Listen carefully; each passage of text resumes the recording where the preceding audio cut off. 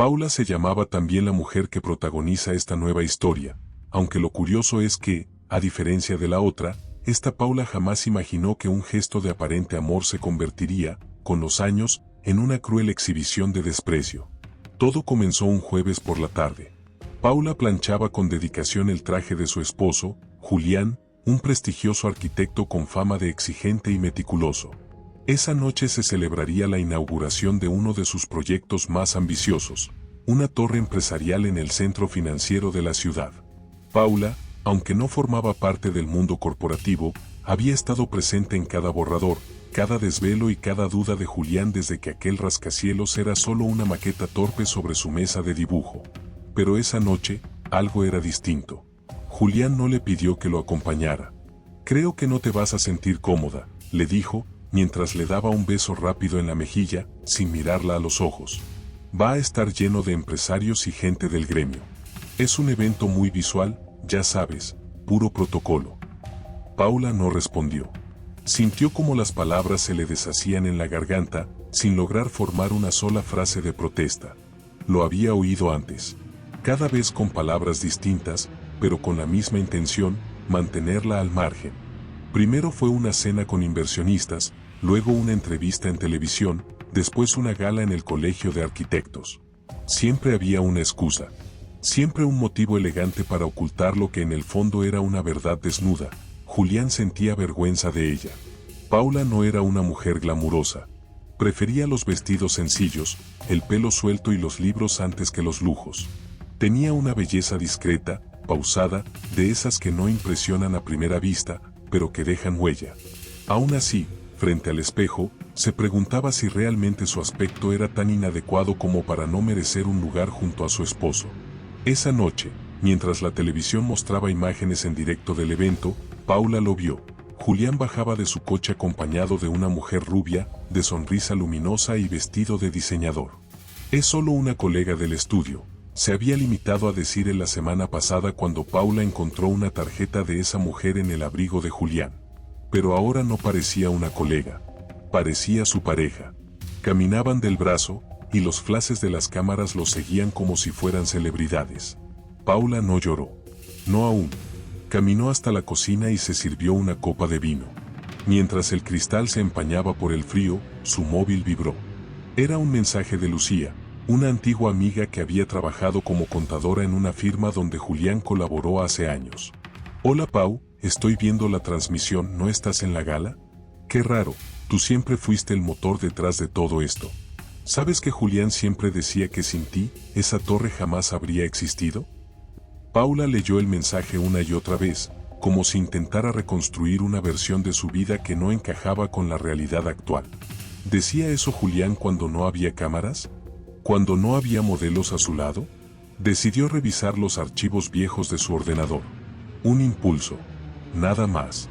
Allí estaban los documentos que había ayudado a redactar, los presupuestos corregidos a mano, los planos que había revisado con paciencia aunque no entendiera del todo los códigos técnicos. Todo ese trabajo invisible que nunca llevó su nombre. Pasaron las horas. Paula seguía sentada, rodeada de papeles y recuerdos. La torre aparecía ahora en la televisión iluminada, majestuosa, como un monumento al éxito, pero ella sabía que, detrás de cada aplauso, había también traición, silencios y una renuncia lenta a su propia dignidad. Y entonces, en medio de esa noche fría, ocurrió algo que ni ella misma esperaba. Una llamada. Era del número personal de Julián. Pero Paula no contestó. Se quedó observando el móvil, vibrando una y otra vez sobre la mesa. Y aunque su pulso temblaba y su mente gritaba que lo enfrentara, su cuerpo no se movió. Porque algo dentro de ella había cambiado. Porque, por primera vez en mucho tiempo, se dio cuenta de que quizá, solo quizá, ella no necesitaba estar al lado de Julián para brillar. Y entonces, la llamada se detuvo. Unos segundos después, vibró nuevamente. Esta vez era un mensaje. ¿Dónde estás? Todos están preguntando por ti. No debiste quedarte en casa. Esto se va a malinterpretar. Paula soltó una risa seca, casi sin aire. ¿Ahora le preocupaba lo que pudieran pensar los demás? Después de presentarse con otra mujer, después de borrarla del retrato de su vida pública, ¿quería hacerle creer que su ausencia era el problema? Caminó hacia el ventanal del salón. Desde allí podía ver a lo lejos, en dirección al centro, el resplandor azul de la torre recién inaugurada. Una parte de ella recordaba la emoción de los primeros planos, el momento en que Julián le mostró el boceto por primera vez. Aún podía oírlo decir: este será nuestro legado. ¡Qué ironía! Ese nuestro se había ido desdibujando con el tiempo hasta convertirse en mío. Abajo, en la calle, la ciudad seguía viva. Coches, voces, luces. Todo giraba. Todo seguía. Y Paula empezaba a entender que su mundo no tenía por qué detenerse ahí. Al día siguiente, temprano, se levantó con una mezcla de ansiedad y decisión. El sol apenas comenzaba a asomar por las persianas cuando preparó un café fuerte, se duchó con calma y se vistió sin mirar el armario con esa resignación que la acompañaba desde hacía meses. Hoy no sería un día como los demás. Revisó nuevamente los correos. En uno de ellos encontró algo que había pasado por alto la noche anterior, un mensaje reenviado accidentalmente por Julián desde una de sus cuentas corporativas. Era una conversación entre él y el comité organizador del evento, donde, con frases sutiles, dejaba en claro que asistiría solo para evitar que ciertos elementos personales desentonaran con la estética del acto. ¿Ciertos elementos personales? La frase le quedó grabada. Era ella, reducida a eso, a un elemento incómodo, a una pieza que no encajaba en su nueva narrativa. Fue entonces cuando tomó una decisión. Escribió un correo corto, directo. Lo dirigió a una mujer llamada Clara, directora de una fundación que trabajaba con mujeres emprendedoras en zonas vulnerables. Paula había colaborado con ella hacía años, en uno de esos proyectos que abandonó para dedicarse a la carrera de Julián. Le preguntó si aún estaban en pie los programas de microcréditos y si necesitaban asesoría financiera. Al pulsar enviar, sintió algo parecido a un temblor, pero no de miedo. Era como si una parte dormida de sí misma acabara de despertar. La respuesta de Clara no tardó en llegar. Paula, qué gusto saber de ti. Justo estamos por abrir una nueva etapa de proyectos en el sur del país. Tu experiencia sería invaluable. ¿Podemos hablar hoy mismo? Paula se quedó un instante en silencio, mirando el mensaje. ¿Invaluable? Hacía años que no escuchaba una palabra así dirigida a ella. Cerró los ojos por un momento, respiró profundo y aceptó la videollamada. Cuando la imagen de Clara apareció en la pantalla, con su entusiasmo intacto y su sonrisa franca, Paula sintió que por fin alguien la miraba sin filtros ni juicio. Conversaron por más de una hora. Clara no solo la escuchó, también la recordó sus ideas, sus estrategias, sus gráficos hechos a mano. La Paula que Julián había escondido aún existía para otros. No todo estaba perdido. Después de la llamada, algo cambió en el aire. No era un giro radical, ni una revelación celestial. Era algo más discreto, más íntimo, la certeza de que tenía opciones. De que podía construir algo propio, incluso desde las ruinas. Esa misma tarde, Julián volvió a casa. Abrió la puerta con su habitual paso firme, como si todo girara a su ritmo. Llevaba el teléfono en la mano y no levantó la mirada hasta estar en el salón. Paula, dijo, con una sonrisa impostada, no contestaste anoche. ¿Qué pasó? Tenías que estar allí. Podrías haber venido, no era tan grave. Ella lo miró, serena. Con una taza en la mano y el cabello recogido sin mucho esmero, pero con los ojos brillantes, como si hubiera dormido profundamente después de semanas de insomnio. No fui porque no me necesitabas, respondió sin levantar la voz. Ni como esposa, ni como apoyo, ni como compañera. Y si no me necesitabas para celebrar, no sé por qué me necesitas ahora. Julián parpadeó, confundido. No estaba preparado para esa respuesta. No venía con gritos, ni lágrimas, ni dramatismos. Era una frase simple, pero con el peso exacto de la verdad. No seas así, Paula. Fue solo una noche importante, una cuestión de imagen. Todo el mundo lo hace. Tú sabes cómo funciona este ambiente. Sí, dijo ella, dejando la taza sobre la mesa. Y por eso estoy empezando a pensar que no quiero seguir siendo parte de ese ambiente. Él intentó decir algo más, pero Paula ya había salido de la habitación. Subió las escaleras, tomó su bolso y salió de la casa sin mirar atrás. No sabía aún a dónde la llevaría ese nuevo camino. Si lograría volver a encontrar su voz en un mundo que durante años la había mantenido en silencio. Pero por primera vez, no sentía miedo. Sentía impulso. Y mientras caminaba por las aceras cálidas de la ciudad, con su móvil vibrando una vez más en el bolso, esta vez con un mensaje de Clara, confirmando una reunión con inversores, comprendió que no necesitaba venganza ni confrontación. Lo que necesitaba era reconstruirse. No como la esposa de un hombre exitoso, sino como la mujer que siempre había sido, la que sabía crear, construir y resistir, aunque nadie estuviera mirando. Y justo en ese instante, cuando el semáforo cambió a verde y Paula cruzó la avenida, algo sucedió que cambiaría por completo el rumbo de todo. El cruce peatonal se llenó de gente. Ejecutivos con maletines, madres con prisa, jóvenes con auriculares. Paula caminó entre ellos como una más, aunque por dentro sentía que cada paso la alejaba de una versión antigua de sí misma. A mitad de la calle, su móvil volvió a vibrar. Esta vez no lo ignoró. Sacó el teléfono con un ligero temblor en las manos y vio el nombre en la pantalla, Sergio Gómez. Tardó un instante en reconocerlo. Sergio fue uno de los primeros socios de Julián, de aquellos tiempos en que todo eran ideas en servilletas y cafés baratos. La historia terminó mal, con desacuerdos turbios y la salida de Sergio de la empresa. Paula sabía que Julián no le perdonaba su independencia ni su renuencia a ceder el control. Lo que no sabía era que Sergio aún la tenía en su agenda. El mensaje era corto. Hola Paula. Me he enterado de ciertas cosas. Si tienes tiempo, me gustaría hablar contigo. Recuerdo bien lo valiosa que fuiste en aquellos años. Algunos no lo olvidamos. Ella lo leyó varias veces. En otro momento habría dudado. Pensado que era mejor no remover el pasado. Pero ahora, con el eco de la humillación todavía fresco y el hilo de Clara como único refugio, le pareció casi una señal. Respondió con un escueto hoy a las 6 en el Café Alameda, y apagó el teléfono. Necesitaba ordenar sus ideas antes de enfrentarse a verdades más duras que las que ya había descubierto. Horas más tarde, mientras el sol comenzaba a esconderse tras los edificios de cristal, Paula llegó al café con puntualidad.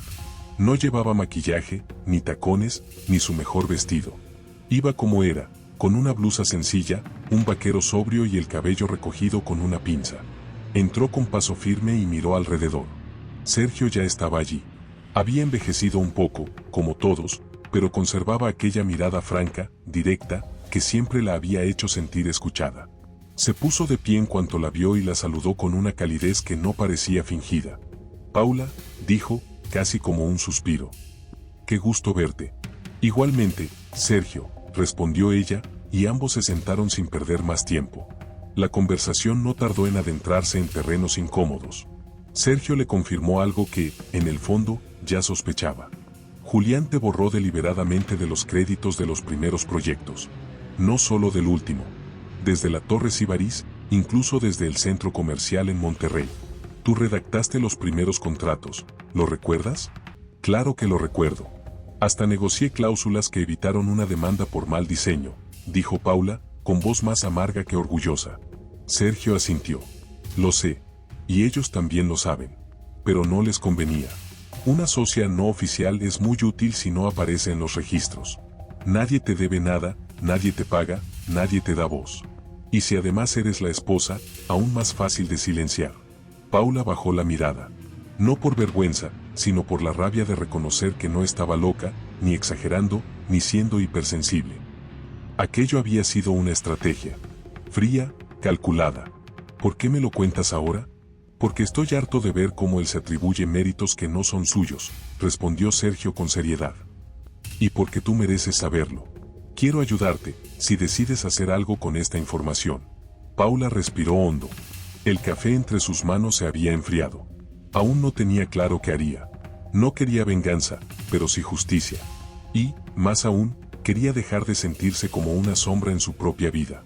Estoy pensando en levantar un proyecto financiero independiente, confesó, con cierta timidez. Algo dirigido a mujeres que no tienen acceso al sistema bancario. Es una idea antigua, pero creo que ahora tengo la fuerza para retomarla. Sergio sonrió. Eso suena exactamente como tú. Y si decides hacerlo, te apoyaré. Tengo contactos, recursos, incluso oficinas en Guadalajara. Y sé que Clara aún te admira. Las palabras de Sergio resonaban como un eco lejano de otra época. Una época en la que Paula creía en su potencial. Una época anterior a las fiestas elegantes, los desaires disimulados y las galas a las que no la invitaban. Cuando se despidieron, ya de noche, Paula caminó por las calles del centro con el corazón revuelto. Sentía que cada conversación que tenía abría más puertas de las que podía procesar. Pero algo sí tenía claro, estaba dejando de ser invisible. Esa noche, ya en casa, revisó los documentos que aún guardaba en su ordenador. Viejos archivos, anotaciones, ideas que había archivado para cuando hubiera tiempo. Había tanto material que parecía mentira que jamás lo hubiera compartido con nadie. Comenzó a ordenarlo. Carpeta por carpeta, año por año. Cerca de la medianoche, encendió una pequeña lámpara sobre el escritorio. Afuera llovía. Las gotas golpeaban el cristal como si intentaran despertarla del todo. Paula tomó una libreta nueva, de tapa dura, que había comprado hacía meses y nunca había usado. En la primera página escribió con trazo firme: Proyecto Aurora, modelo de microcréditos sociales. Primera fase, análisis de estructura operativa. Y justo cuando terminó de escribir esa línea, el timbre de la casa sonó. Era tarde. Demasiado tarde. Se quedó quieta, en silencio. El timbre volvió a sonar. 1, 2 veces. Y entonces, el sonido del timbre rompía el silencio espeso de la casa como un disparo seco. Paula no se movió de inmediato. La pluma aún descansaba entre sus dedos, y su respiración era lo único que marcaba el paso del tiempo. Miró el reloj de la pared, 11:46 de la noche. ¿Quién podría presentarse a esa hora? El timbre sonó por tercera vez. Esta vez más largo, más insistente. Paula se levantó lentamente, como quien camina hacia algo inevitable. Bajó las escaleras con precaución, apagó la lámpara del escritorio y, antes de abrir, se asomó por la mirilla. Lo que vio al otro lado le provocó un vuelco en el estómago. Era Julián. Llevaba una chaqueta empapada por la lluvia, el cabello desordenado y el rostro más pálido de lo habitual. Parecía nervioso, inquieto, como si acabara de descubrir que había perdido algo que no sabía que le importaba, hasta que dejó de tenerlo. Paula dudó. No tenía ninguna intención de discutir. No en ese momento. No con la cabeza aún ardiendo con todo lo que había leído, escuchado y sentido en las últimas 24 horas. Pero algo en la mirada de él la detuvo. Algo torcido. Algo que no encajaba. Abrió la puerta sin decir una palabra. Necesito hablar contigo, dijo él, apenas cruzando el umbral. No quiero que esto se nos vaya de las manos. Paula se cruzó de brazos. No respondió. Simplemente se apartó para que entrara, no por cortesía, sino porque quería terminar con esa escena lo antes posible. Julián caminó hasta el salón. Se quedó de pie, observando los documentos sobre la mesa. Los papeles de proyectos viejos, algunos con anotaciones de su puño y letra.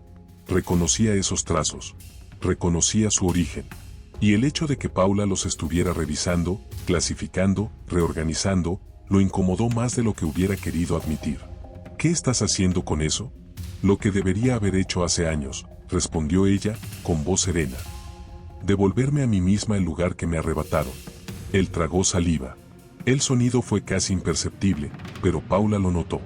Mira, empezó Julián, como si ensayara una excusa. Sobre la gala, fue una tontería. Un error. Te juro que no fue lo que pareció. Paula lo observó, inmóvil. Lo había oído todo antes, una confusión, una estrategia de imagen, una recomendación del equipo de relaciones públicas. Sabía de memoria los rodeos. ¿Y lo de los correos? Preguntó, esta vez con la voz más baja, pero con una firmeza nueva. ¿También fue una estrategia borrar mi nombre de los proyectos? ¿O eso fue decisión tuya? El rostro de Julián se contrajo. No lo esperaba. No tan pronto. No con pruebas. No con esa claridad que arde más que cualquier grito. ¿De qué estás hablando? No juegues conmigo, Julián. He leído cada correo. Cada plan en el que me usaste como cerebro silencioso. Cada frase donde dejabas claro que yo no debía figurar. Y no fue un descuido. Fue deliberado. Hubo un silencio tenso. Él se sentó en el borde del sofá, con los codos apoyados en las rodillas. De pronto, parecía más viejo. Más derrotado. Te convertiste en una amenaza, dijo, al fin. Te juro que al principio era por protección. Por mantener separados nuestros mundos. Pero luego, fue fácil. Tú me dabas todo lo que necesitaba, sin pedir nada a cambio. Paula no se movió. Pero por dentro, esas palabras le cayeron como piedras. ¿Y qué soy yo para ti, Julián? ¿Un proveedor de ideas? ¿Una secretaria sin sueldo? ¿Un archivo más de tu nube personal? Eres mi esposa, dijo él, sin convicción. No, Julián. Lo fui. Pero no sé si lo soy ahora. Ni siquiera sé si quiero seguir siéndolo. El silencio que se instaló después fue distinto. No era de duda. Era el tipo de silencio que aparece cuando las verdades ya se dijeron y las caretas ya cayeron. ¿Vas a denunciarme?, preguntó él, en un murmullo, sin atreverse a levantar la vista. Paula lo miró por un instante largo. Luego caminó hacia la mesa, recogió un documento viejo, su plan de microcréditos, y lo sostuvo entre las manos. No lo sé. Aún no. Pero lo que sí sé, es que esta vez no me vas a callar. Él asintió, derrotado. Y sin que ella se lo pidiera, se levantó y se fue. No hubo gritos. No hubo portazos. Solo la puerta cerrándose lentamente detrás de él. Paula se quedó sola. Se sentó frente al escritorio, con el corazón latiendo a 1000 por hora y la mente despierta como nunca. Encendió de nuevo la lámpara, abrió el portátil y comenzó a escribir. Un correo a Clara: he tomado una decisión. Estoy lista para trabajar con vosotras. Otro a Sergio: gracias por tu apoyo. Tengo algo más en mente. Puedes reunirte con nosotras el viernes. Y un tercero, uno que aún no envió. Un borrador. Dirigido a un medio independiente de investigación económica, titulado El rol invisible de las mujeres en los negocios familiares, mi historia. Lo leyó 2 veces, luego lo guardó. No sabía cuándo lo enviaría, pero sabía que lo haría. En su momento. En sus términos. Y mientras en la ciudad la lluvia persistía y las luces de los rascacielos parpadeaban como si contuvieran secretos, Paula volvió a abrir su libreta, escribió una nueva página y se detuvo solo cuando escuchó una notificación en el ordenador. Era un mensaje inesperado. Un remitente desconocido. Un asunto que decía: no estás sola. También pasé por lo mismo. Lo abrió. Y lo que leyó, lo cambiaría todo. El correo era breve, pero cada palabra caía como una campanada en medio del silencio. Provenía de una mujer llamada Elena A., sin más datos, sin florituras. El mensaje decía: te vi alguna vez en los pasillos del estudio. No creo que me recuerdes, pero yo a ti sí. Fui una de las asistentes contables durante los primeros años del proyecto en Monterrey. También me borraron. También me callaron. Y cuando pregunté por qué ya no estabas en las reuniones, alguien dijo: la esposa se mete demasiado. Así lo dijeron. Como si opinar, saber, aportar, fuera una intromisión. Me marché meses después, por muchas razones. Pero he seguido tu rastro. Y he leído cosas. Y sé lo que estás intentando hacer. No estás sola, Paula. Hay más de nosotras. Cuando estés lista, escríbeme. Paula se quedó mirando la pantalla en silencio. Sintió un escalofrío recorriéndole la espalda, no por miedo, sino por una emoción que no había sentido en mucho tiempo: validación. Alguien más había visto lo que ella vivió. No era una locura, no era paranoia. Era real. Y no era la única. Volvió a leer el mensaje, más despacio. Las palabras "también me borraron" se le quedaron grabadas. Cerró los ojos por un momento, recordando aquellas reuniones en las que ella era la que más hablaba, la que hacía las preguntas incómodas, la que detectaba inconsistencias. Recordó los silencios que se hacían cuando hablaba y las miradas cruzadas de los socios de Julián. Recordó cómo, poco a poco, la fueron invitando menos, hasta que un día dejaron de mencionarla del todo. ¿Y cuántas más había? ¿Cuántas mujeres habían sido borradas del éxito que ayudaron a construir? El reloj marcaba las 12:15 de la noche. Paula no tenía sueño. Al contrario, cada célula de su cuerpo vibraba con una mezcla extraña de rabia, claridad y determinación. Tomó su libreta de nuevo y en la siguiente página escribió un título distinto: Red de Invisibles. Bajo ese título empezó a escribir un listado de nombres, recuerdos, posibles contactos. Pensó en Mariana, una abogada que conoció en una conferencia sobre emprendimiento femenino y que hablaba con fuerza sobre derechos laborales en empresas familiares. Pensó en Julia, una amiga de su hermana, que se había divorciado tras descubrir que su esposo usaba su nombre para facturar sin pagarle nunca nada. Pensó en Rosario, su empleada, que había criado a 3 hijos sola mientras trabajaba jornadas dobles. Quizá, pensó Paula, no se trataba solo de ella. Quizá el daño no era solo personal. Era estructural. Y si eso era cierto, entonces lo que tenía en sus manos era algo mucho más grande que un simple proyecto de microcréditos. Volvió al ordenador, abrió una nueva carpeta en su escritorio y la nombró Aurora y Red. Dentro, comenzó a clasificar todo: documentos, correos, archivos PDF, antiguos balances y presentaciones, incluso grabaciones de reuniones virtuales que había guardado sin saber por qué. Todo lo que demostraba su papel activo, su mente detrás de cada estrategia, su voz que había sido cortada del registro oficial. Mientras lo hacía, su móvil volvió a vibrar. Un mensaje de Lorena, su amiga de la preparatoria. ¿Puedo pasar mañana por la tarde? Me quedé pensando en todo lo que me contaste. Conozco a alguien que te puede interesar. Una periodista de investigación. Te sorprendería saber cuántas historias como la tuya están esperando a ser contadas. Paula sonrió levemente. Ya no se sentía en una esquina. Ya no era una espectadora de su propio fracaso. Ahora tenía nombres, pruebas, aliados y algo más: propósito. De pronto, sintió una punzada de ansiedad. Porque también sabía que, si avanzaba, no habría vuelta atrás.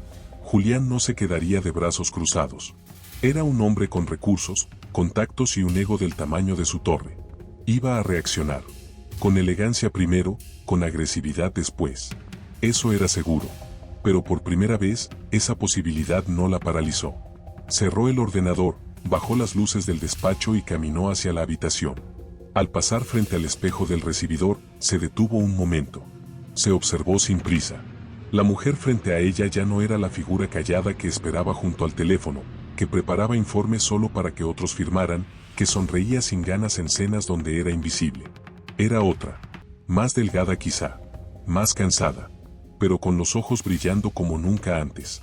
Y mientras se alejaba del espejo, con paso lento pero firme, pensó: si tantas han sido silenciadas, que empiece por mí la primera voz. Pero lo que Paula no sabía, es que mientras ella dormía, alguien más también estaba despertando. Y no precisamente para ayudarla. Esa madrugada, en otra parte de la ciudad, Julián permanecía despierto frente a su ordenador portátil, en el despacho de su oficina personal. El rostro duro, los ojos inyectados, la camisa arrugada. No había regresado a casa.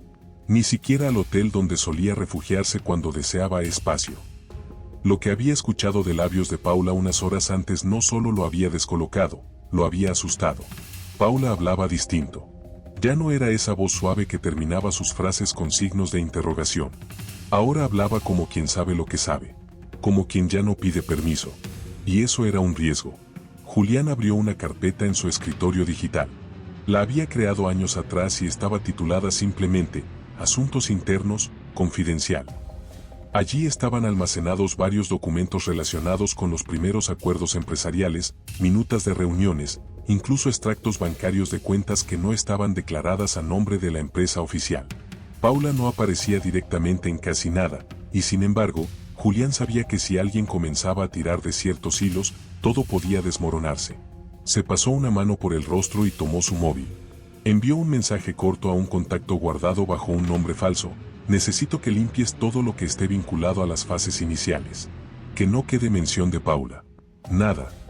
Esperó una respuesta, que llegó minutos después: entendido. ¿Y si ya tiene algo? Julián no respondió de inmediato. Pensó en los documentos que vio en la mesa de su casa, en los correos que seguramente Paula ya había recuperado, en lo que podía haber dicho Sergio, o esa mujer Clara, cuyo nombre recordaba vagamente de alguna carpeta antigua de proyectos sociales.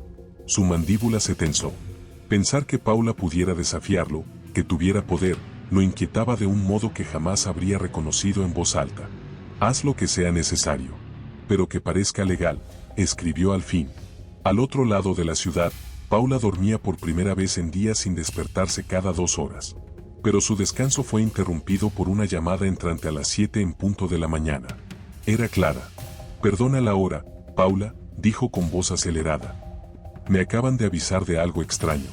Intentaron ingresar a nuestro servidor con una IP vinculada a una empresa que lleva el nombre comercial de un despacho, que suena familiar. ¿Jula RQ Consulting te dice algo? Paula se quedó helada. Sí. Es una empresa satélite de Julián. Casi no figura en nada oficial, pero la conozco. ¿Dices que intentaron acceder a vuestros archivos? ¿A los nuestros? Y al documento que compartiste ayer por Drive. El de tu modelo de microcréditos. La solicitud fue rechazada por seguridad, pero no me gusta lo que implica. Paula sintió como la tensión volvía a nacer en su pecho, como una sombra oscura que amenazaba con envolverla de nuevo. Se levantó de la cama y caminó al escritorio. Abrió su ordenador. Entró en su correo y efectivamente, había una alerta: intento de acceso no autorizado a documentos compartidos. Julián sabía. Y ya estaba actuando. Por un momento, Paula sintió el impulso de detenerlo todo. De cerrar la carpeta, de apagar el móvil, de volver a ser invisible. Pero entonces vio, junto al teclado, la libreta que aún tenía abierto el título Red de Invisibles. Y lo recordó. No era solo ella. No era solo su dolor. Clara, ¿conoces a alguna abogada que trabaje con enfoque en propiedad intelectual y violencia económica? Preguntó con la voz ya firme. Sí, justo una que trabaja con nosotras desde hace años. Se llama Valeria. Si quieres, os conecto hoy mismo. Hazlo. Vamos a necesitar proteger esto. Porque no pienso parar. Clara asintió al otro lado de la línea, y la conversación se llenó de detalles, nombres, posibles rutas legales, planes de contingencia. A las 9, Paula ya había tomado 3 cafés, reorganizado sus archivos, cambiado contraseñas, activado autenticaciones dobles y redactado un correo formal para Elena A., la mujer que le había escrito en la madrugada. Le pidió una llamada. Le explicó, con cuidado, que estaba formando algo más grande, que quería sumar voces, construir una red de apoyo y denuncia. Elena respondió casi de inmediato: cuenta conmigo. Y conozco a 3 más. Ese mismo día, Paula recibió otros 2 mensajes. Uno, de una exproveedora del estudio de Julián que afirmaba que Paula era la que daba los lineamientos, aunque los correos salieran del despacho de él. Otro, de una periodista que Lorena le había recomendado, especializada en economía de género. Cada nueva conexión era un hilo más en la red que comenzaba a formarse. Invisible todavía, pero viva. Creciendo. Extendiendo raíces. Y mientras tanto, Julián recibía otro mensaje que lo hizo palidecer. Carlos F. ha pedido una auditoría interna de los proyectos conjuntos. Quieren revisar el origen de los planes financieros de la Torre Sibaris. Dicen que hay una investigación independiente en marcha. Julián leyó ese mensaje sin parpadear. Por primera vez en años, sintió verdadero miedo. Porque no era solo Paula. Era Paula moviendo estructuras. Y lo peor era que él lo sabía desde el principio. Paula siempre fue más lista que todos ellos. Solo que ahora, ya no necesitaba que nadie la autorizara para demostrarlo. Pero lo que ni Julián ni Paula imaginaban era que, en un edificio anodino de oficinas, alguien más también había recibido un aviso. Un nombre que hasta ahora no había aparecido. Alguien que sabía cosas que podían cambiarlo todo. Y estaba dispuesto a hablar. Ese alguien se llamaba Matías Ortega. Es coordinador de logística del despacho de Julián. Matías había pasado desapercibido durante años. No tenía un cargo de alto nivel, ni salía en las fotos de los eventos, ni daba discursos. Pero lo veía todo. Era el que estaba en las reuniones fuera de horario, el que gestionaba los envíos de documentos confidenciales, el que hacía llamadas que nadie debía escuchar. Y durante un tiempo, fue también el responsable de archivar los documentos originales de los primeros proyectos de Julián, incluyendo todos aquellos borradores firmados por Paula. Ahora, Matías trabajaba como consultor externo para una firma de auditoría que colaboraba con empresas en reestructuración. Una vida más tranquila, más anónima, alejada de los pasillos arrogantes del mundo de Julián. Pero un correo le hizo retroceder en el tiempo. El mensaje lo había enviado Carlos F., uno de los nuevos socios del consejo empresarial que supervisaba la Torre Sibaris. En él se mencionaba que alguien, una excolaboradora no registrada, había empezado a mover piezas legales para exigir reconocimiento de autoría intelectual sobre estrategias aplicadas en proyectos de gran envergadura. Y el nombre que aparecía en una de las referencias le removió algo que tenía enterrado: Paula Ledesma. Matías la recordaba bien. No solo por su trato amable o su claridad al hablar, sino porque una vez, cuando nadie lo veía, fue ella quien le explicó con paciencia cómo revisar unos flujos de caja que él no lograba cuadrar. No se burló. No lo corrigió con soberbia. Le enseñó. Y recordaba también el día en que recibió la orden directa de borrar todos los documentos que mostraran aportaciones de terceros a los planes estructurales de Julián, por confidencialidad. Aquella vez dudó. Pero no tenía poder para negarse. Aún así, no lo borró todo. Hizo copias. Por seguridad, por costumbre, por instinto. Aquellas copias estaban ahora en una carpeta azul dentro de una caja sellada, guardada en el trastero de su apartamento. Había olvidado que existían, o más bien, las había dejado dormir en un rincón de su conciencia. Pero ahora todo volvía. Y con ello, la sensación de que tal vez era el momento de hablar. Esa misma tarde, Matías envió un correo desde una cuenta encriptada. Lo dirigió a la firma que Paula había mencionado en una entrevista breve publicada en el boletín de la Fundación Aurora, bajo el título Silenciadas en la sombra, mujeres detrás del éxito empresarial. El mensaje era corto pero claro. Tengo información sobre los primeros años del despacho Hull ARQ. Conservo documentos que pueden demostrar la autoría de estrategias atribuidas exclusivamente a Julián. Si Paula Ledesma está realmente detrás de este movimiento, díganle que puede contar conmigo. Ese correo cayó en la bandeja de entrada de Valeria, la abogada que Clara había conectado con Paula. Al leerlo, supo que era una pieza clave. Y sin perder tiempo, lo reenviaron a Paula, quien lo leyó esa noche con el corazón golpeando en su pecho. Lo primero que hizo fue escribirle directamente: «Hola, Matías.